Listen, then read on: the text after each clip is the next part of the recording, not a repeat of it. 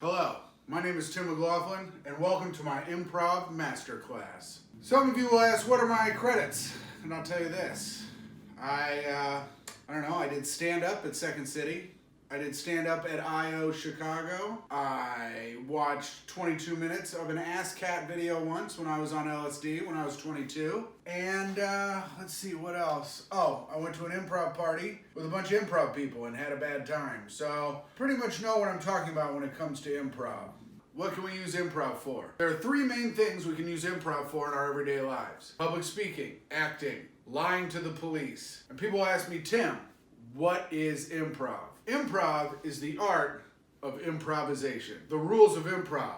Rule number one, yes. When you're doing improv, you want to say yes a lot. That way, it moves things forward. If you say no, people get upset or whatever or something. It stops the scene or something. I don't know. Second rule, and. So you say yes, then you say and.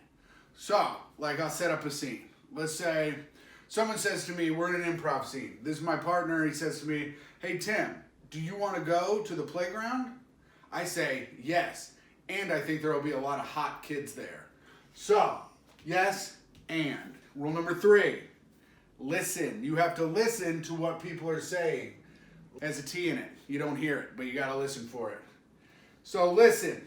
You got to listen to your partner. If they're like, hey, I don't think we should go bang those hot kids at the park, and you're like, I just banged a hot kid at the park, you weren't listening.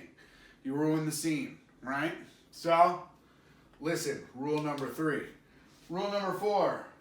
Oh, if you can't think of something funny, make something up. Singing.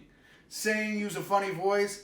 It's a trick a lot of people use when they don't have talent. So, let's say I'm in a scene, and the guy's like, oh man, the Eiffel Tower sure is cool. I wonder what's at the top, but I can't think of anything. So I'm just like, at the top of the Eiffel Tower, ha ha ha, is me banging a fucking guy.